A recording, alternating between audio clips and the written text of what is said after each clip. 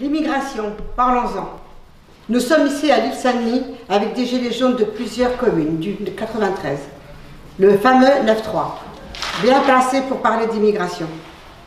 Emmanuel Macron a annoncé vouloir ouvrir un débat national sur l'immigration et sur l'introduction du quota pour l'entrée des étrangers. Il s'agit en plus d'une tentative d'escamoter le débat sur l'injustice sociale et de diviser, de faire croire aux Français que la France est généreuse, voire trop généreuse, avec les pays du Sud ou du tiers-monde, et qu'on ne peut pas accueillir toute la misère du monde, comme on l'entend répéter trop souvent. C'est faux. C'est tout l'inverse. Et si M. Macron veut qu'on parle de l'immigration, il faut que tout le monde sache ceci. La France ne possède ni mine d'or, ni uranium, ni pétrole, ni café ou cacao, ni coltan, ce minerai indispensable à la fabrication des avions ou des smartphones, par exemple. Et ce n'est pas le camembert français, si bon soit-il, qui peut lui servir de monnaie d'échange pour tout ce qu'elle ne possède pas. Alors la France a recours au pillage et à l'échange inégal. Après l'esclavage et la colonisation, la France continue à voler les ressources de nombreux continents, dont l'Afrique, en leur imposant des traités aberrants, des cultures intensives pour l'exportation, source de famine pour des millions de paysans et leurs familles, et en imposant des guerres. Il faut aussi parler des fameux biocarburants présentés comme écologiques. Les biocarburants ont ruiné l'agriculture de très nombreux pays du Sud. Ils nous sont vendus comme une source d'énergie alternative propre. Mais sait-on que pour produire ces agrocarburants, on brûle des millions d'hectares de cultures agricoles, une véritable tragédie pour les petits paysans et les éleveurs, notamment en Afrique. Et la production des agrocarburants nécessite beaucoup d'eau. Il en faut 4000 litres pour obtenir ne serait-ce qu'un litre de bioéthanol. Le réservoir d'une voiture de taille moyenne fonctionnant au bioéthanol contient 50 litres. Pour fabriquer 50 litres de bioéthanol, il faut détruire 358 kg de maïs. Avec 358 kg de maïs, un enfant zambien ou mexicain vit une année entière. Même chose avec l'huile de palme utilisée pour la fabrication de agrodiesel. Au Cameroun, c'est le groupe français Bolloré qui a fait main basse sur une grande partie du palmeraie. Il a signé un bail de 60 ans en 2000 sur 58 000 hectares de terre pour produire de l'huile de palme et détruit pour cela des forêts primaires qui sont un des principaux puits de carbone de la planète après l'Amazonie. L'écrivain suisse Jean Ziegler a écrit « Sur une planète où toutes les 5 secondes, un enfant de moins de 10 ans meurt de faim, détourner des terres vivrières et brûler de la nourriture en guise de carburant constitue un crime contre l'humanité. » Quand les grands groupes français implantés en Afrique, comme Bolloré ou Villegrain, se vantent des bienfaits qu'ils apportent sur place, en construisant infrastructures, ils ne disent pas comment ils expulsent les familles entières de leurs terres ancestrales, comment ils détruisent leurs potagers et leurs vergers, leur savoir-faire, transmis de génération en génération en matière de connaissance des sols et de sélection des graines. Le groupe Villegrain, qui possède la société sucrière du Cameroun, détient plus de 22 000 hectares de terre dans ce pays, après avoir signé un bail de 99 ans avec le gouvernement de Yaoundé pour les exploiter. En échange, Villegrain a versé aux communautés affectées une indemnité annuelle de 2 millions de francs CFA, soit l'équivalent, tenez-vous bien, de 5 € par famille et par an. Prenons le cas du Niger, une néocolonie française. Censé être le deuxième pays le plus pauvre de la planète, c'est pourtant le deuxième producteur d'uranium au monde. Pour nous fournir de l'électricité par le biais des centrales nucléaires, Areva importe près de 40% de sa production d'uranium du Niger. Mais depuis plus de 50 ans, Areva ne reverse qu'une redevance ridicule de 5,5% sur les milliers de tonnes d'uranium naturel qui sont extraites du Niger. Ainsi, la population nigérienne ne bénéficie d'aucune retombée économique. elle n'a droit qu'aux conséquences de l'exploitation de son propre uranium, c'est-à-dire les contaminations radioactives, notamment de l'eau, les énormes masses de déchets radioactifs stockés à l'air libre, sans compter la désertification qui ruine l'économie pastorale. Areva a déjà épuisé à 70% l'aquifère carbonifère des régions qu'elle exploite dans ce pays, à raison de 22 000 mètres cubes d'eau par jour, et cela depuis plus de 40 ans. Ajoutons que la ruine du Niger ne concerne malheureusement pas que l'uranium. Avec ses 20 millions de têtes de bétail, le pays pourrait en fait connaître une relative prospérité.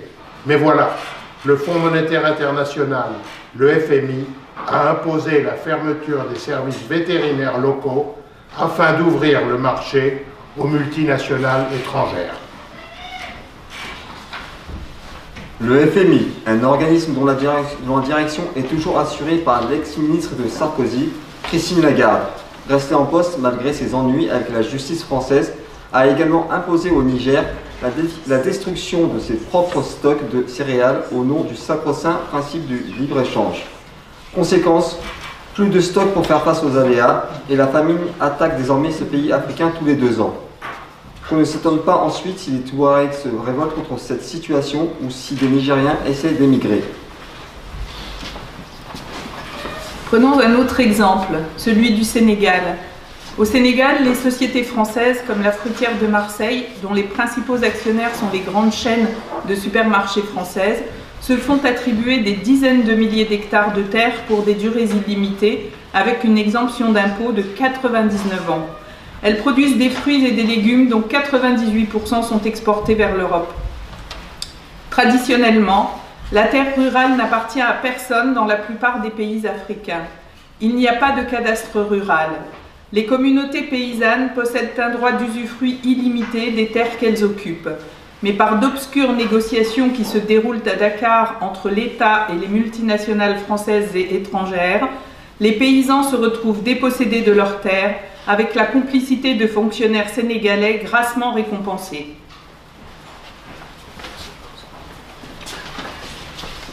Une des techniques utilisées par les oligopoles, le mot olive venant du grec et voulant dire tout petit nombre, pour ruiner un grand nombre de pays à leur profit, c'est aussi le dumping, c'est-à-dire une baisse artificielle et temporaire des prix qui permet d'éliminer les concurrents locaux et ensuite de fixer les prix alimentaires à la hausse. Tout ceci avec l'aide de fortes subventions de la part de l'Union européenne à nos industriels de l'agroalimentaire.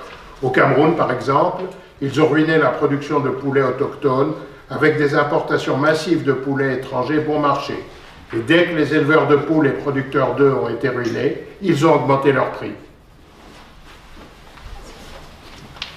Non seulement les puissants accaparent la terre des millions de paysans et les condamnent ainsi à la famine ou à l'exode, mais en plus ils provoquent des famines en spéculant sur les matières premières de ce pays, comme le riz, le maïs ou l'huile. Ces groupes fixent le prix des aliments par le biais de leurs traders dans les bourses des matières premières agricoles. Ils décident ainsi chaque jour qui va mourir et qui va vivre, en invoquant les lois naturelles du marché, comme si c'était des lois de la nature. La planète croule sous les richesses. La production alimentaire n'est pas déficiente, mais des millions d'êtres humains sont acculés à la mort ou à l'émigration par la loi du profit maximum pour quelques-uns. Gandhi disait déjà « Le monde a assez pour satisfaire les besoins de tous, mais pas assez pour satisfaire la cupidité de tous ». Monsieur Macron pourrait-il introduire dans le débat public la possibilité d'interdire la spéculation sur les denrées alimentaires, ou bien est-ce, comme l'impôt sur la fortune, patouche? Il paraît que l'Afrique a une dette envers la France depuis son indépendance. Ceci en raison de tous les bienfaits accordés par la France pendant la colonisation. 14 pays africains sont obligés de déposer plus de 60% de leurs réserves sur un compte d'opération à la Banque de France à Paris. 10 milliards d'euros bloqués qui ne peuvent pas servir au développement de ces pays. Et l'Afrique est en plus maintenue dans l'esclavage monétaire avec le franc CFA qui lui est imposé et qui vaut 650 fois moins qu'un euro. Un beau tour de passe-passe, non ? Le franc CFA est la seule monnaie héritée d'un système colonial encore en vigueur dans le monde. Les billets sont d'ailleurs imprimés dans 2 usines françaises. Et quand ils ne se laissent pas faire, quand les coups d'État que nous fomentons ne suffisent pas, nos gouvernements détruisent leur économie et introduisent le chaos, en leur faisant la guerre sous prétexte d'ingérence humanitaire ou d'armes de destruction massive, totalement inventées par nos dirigeants. C'est le cas de l'Irak, du bombardement de sa population civile et de l'embargo économique qui a entraîné la mort de 550 000 enfants irakiens de 1996 à 2000. À cause de l'interdiction d'importation de nourriture, de médicaments et d'autres biens vitaux, sous prétexte de punir Saddam Hussein. On pourrait citer bien d'autres exemples en Afghanistan, en Libye ou en Afrique, qui ont poussé à l'émigration, cette émigration sur laquelle on propose maintenant d'instaurer des quotas. Il y a un proverbe africain qui dit « Les murs les plus puissants s'écroulent par leurs fissures ». Alors, comme le propose Jean Ziegler, provoquons-en des fissures pour interdire la spéculation boursière sur les aliments de base, la fabrication de biocarburants à partir de plantes nourricières, pour protéger les paysans qui représentent la moitié de la population mondiale contre le vol des terres et pour préserver l'agriculture vivrière. La volonté des États n'existe pas. M. Macron n'ouvrira pas le débat sur ce sujet. C'est à nous de l'imposer par la mobilisation générale au nom de la justice et de la dignité humaine et de refuser que les migrants dont les pays nous nourrissent servent de bouc émissaire.